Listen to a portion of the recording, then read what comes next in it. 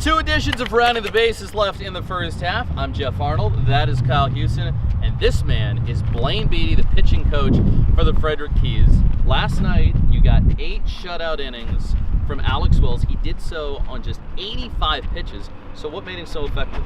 Just his ability to command the strike zone last night. He did a tremendous job of working in and out on hitters, had great command of all of his pitches, and especially his ability to use his changeup against left-handed hitters.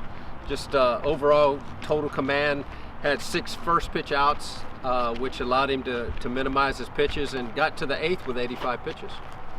We go from Alex Wells, who was named a Carolina League All-Star, to another member of your pitching staff, and Christian Alvarado, who was named a midseason All-Star.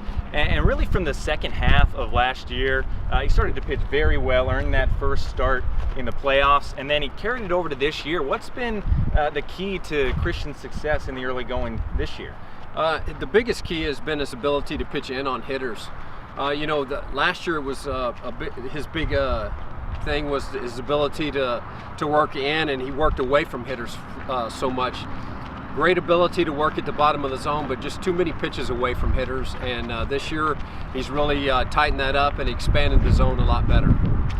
I think my question, as we kind of go back to last night, is it took us 60 games to play an extra inning game under the new minor league rules where you start with a runner at second base. I think we all had our notions as to what it was going to be like when we finally got there, but now that we finally played a real baseball game with the new rules last night, what was your takeaway from starting with a runner at second base once we got to the 10th? Very different. You know what? We had that conversation in the dugout last night. It's like, here's the first time we've been in through 60 games and haven't had an extra inning game yet. And there's a little bit of strategy involved in it, and just being faced with some of the decisions as to how you defend it, and then also on the offensive side is how do you bunt him over, and those kind of strategies. So it was a very unique situation that for the first time of being in that situation. So it was interesting.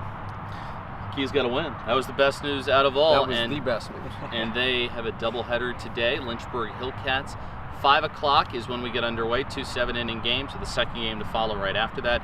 You can catch me and Kyle on the broadcast on FrederickKeys.com and the TuneIn radio app. Blaine, thanks for doing this. Thank you. Thanks for having me, Kyle. He's Kyle. He's Blaine. I'm Jeff. We'll talk to you on Thursday.